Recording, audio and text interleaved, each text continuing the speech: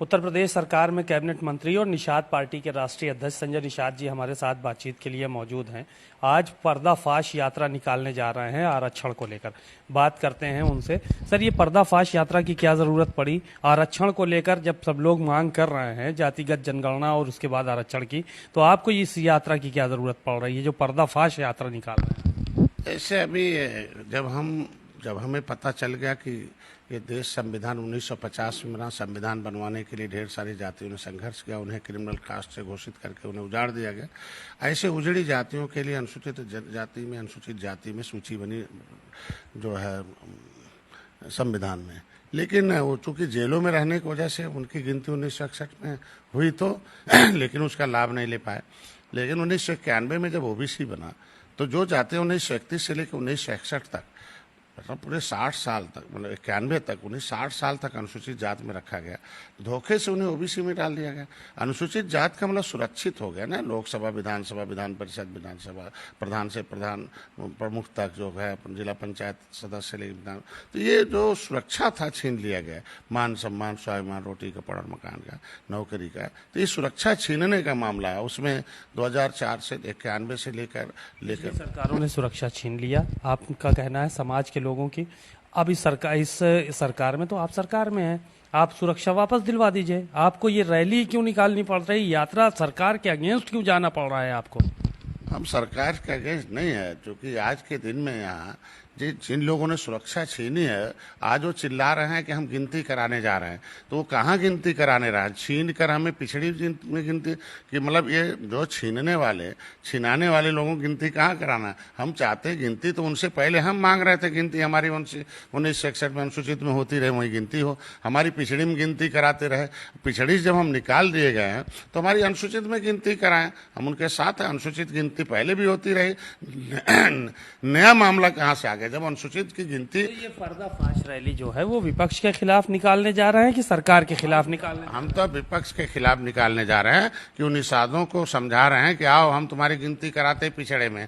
और ये समझ में नहीं आ रहा उन नेताओं को कि अगर हमारी गिनती अनुसूचित में हो जाए तो बिना मेहनत के विधायक हो जाए विधानसभा, उनके यहाँ घूम के टिकट जो मांग रहे हैं भीख के तरह, उनके लिए आज देश संविधान आजाद हुआ, उनकी सुरक्षित है, सीटें सुरक्षित हैं। 80 सीटें उत्तर प्रदेश में विधानसभा की सुरक्षित हैं, 20 सीटें लोकसभा की सुरक्षित हैं, हर जगह सुरक्षित है, विधान परिषद सुरक्षित है। तो इसके मतलब हम अपनी सुरक्षा हटवा कर हमारे नेता पिछड़ी में गिनती करवाने जा रहे हैं। ये वही नेता कहते हम अनुसूचित में गिनती हो, और जो अनुसूचित की गिनती हर 10 साल बाद होती है। तो इन नेताओं को समझाने जा रहा हूँ, पर्दाफाश रैली करने जा रहा हूँ कि ये जो विपक्ष के लोग हैं ये धोखे से निषादों को ओबीसी में डलवाए, अब ओबीसी में गिनवा के तुम्हें बर्बाद करना चाहते हैं। एक तो 60 साल उधर हमें धोखे में रखा, फिर इधर 40 जो है इधर 1991 से लेकर अब तक पिछड़ी में हमारी गिनती अनुसूचित में होनी चाहिए।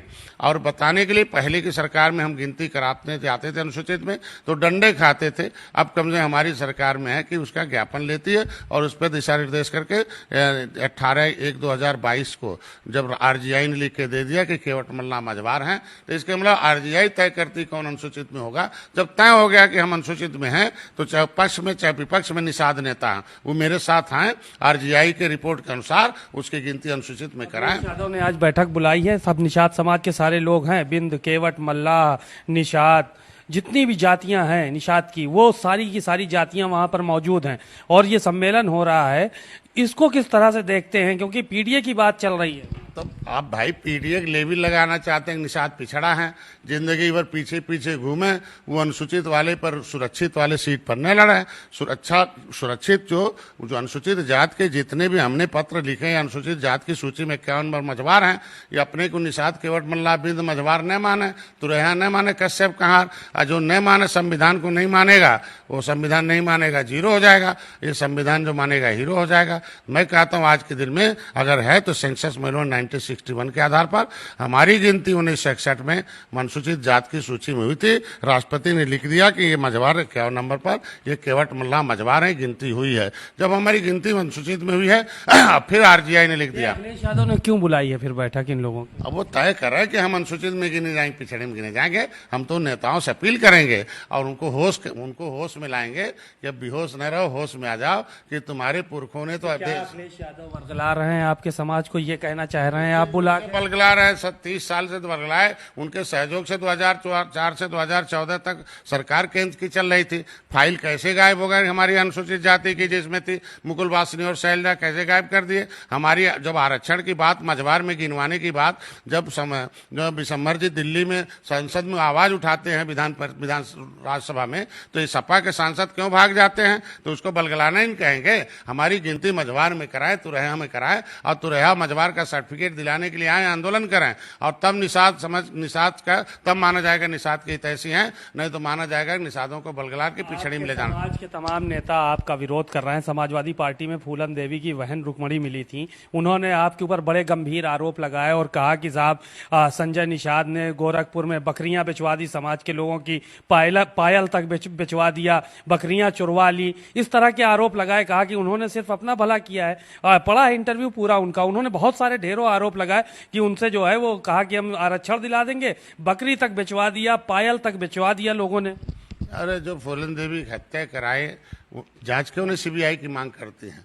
जो बढ़ते हुए कारवां, बढ़ते हुए जो हमारा जनाधार है, उसको लेके घबराए हैं। हमारे आने से हाथी, साइकिल, पंजा गायब हो गई है। इसके में उसमें रहने वाले नेता की इज्जत खत्म हो गई। वो कहते हैं कि भाई तुम तो निषाद बन के हमारे साथ, तो तुम्हारे साथ समाज तो डॉक्टर संजय के साथ है। मैं ईमानदारी से, सच्चाई के साथ 13 किताबें लिखा हूं। मैं कह रहा हूं आज के दिन में समाजवादी पार्टी की हत्याएं कर ले कि अगर 31 दिसंबर 2016 को समाजवादी पार्टी की सरकार थी, हमें पिछड़ी से निकलवा दिया राज्यपाल से, और राज्यपाल ने निकाल दिया, उन्हें पावर था। जब हम पिछड़ी से निकले हुए हैं, तो आज के बाद उनके मुंह से पिछड़ा शब्द कहना बेकार है। वो अपने बात पर उनके संस्कृति में निकली हुई है। राज्यपाल छोटा नहीं होता, हमारा गजट करवाए हैं, वो तब उनकी सरकार थी 31 दिसंबर 2016 को। अगर उन्होंने हमसे पिछड़ी में निकलवा कर ये लिखवा दिया है राज्यपाल से कि केवट मल्ला जो है, केवट मल्ला बिंद कश्यप कहाँ आज के बाद पिछड़े नहीं माने जाएंगे, अनुसूचित माने जाएंगे, तो आज के बाद हमारा नाम पीडीए में लेना गलत है। वो पिछड़ा दलित अल्पसंख्यक है।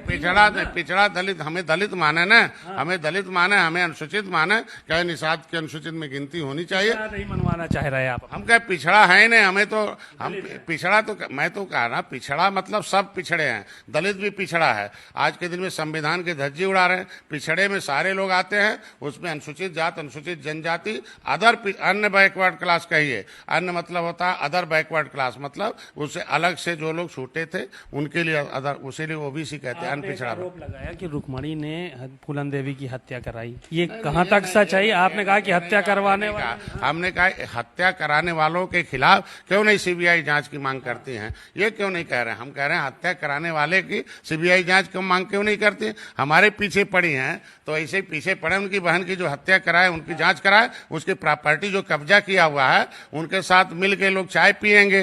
जो प्रॉपर्टी कब्जा किया, अगर फूलन देवी सांसद की मां है, उनकी मां को सांसद का दर्जा दिलाने का मैं आंदोलन कर रहा हूं। फूलन देवी की प्रॉपर्टी मुक्त होकर उनकी मां को मिलनी चाहिए, और सारा कुछ है। वो जो बहन फूलन देवी जी जमीन के लिए आज के दिन में उन्होंने हथियार उठाना पड़ा था, उनकी बहन है, उनका भी हिस्सा, आखिर वो क्यों नहीं आज के दिन में लड़ाई लड़ी? आज 30 साल से सरकार नहीं है हत्यारों के साथ, ये कह रहे हैं आप?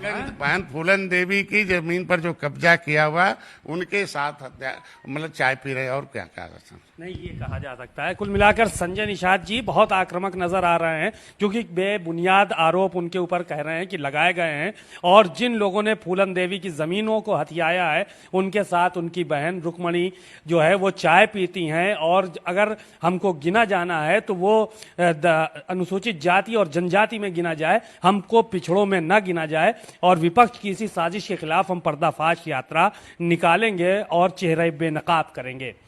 कैमरामैन श्रवण कुमार वर्मा के साथ सीमा नकवी, भारत समाचार, लखनऊ।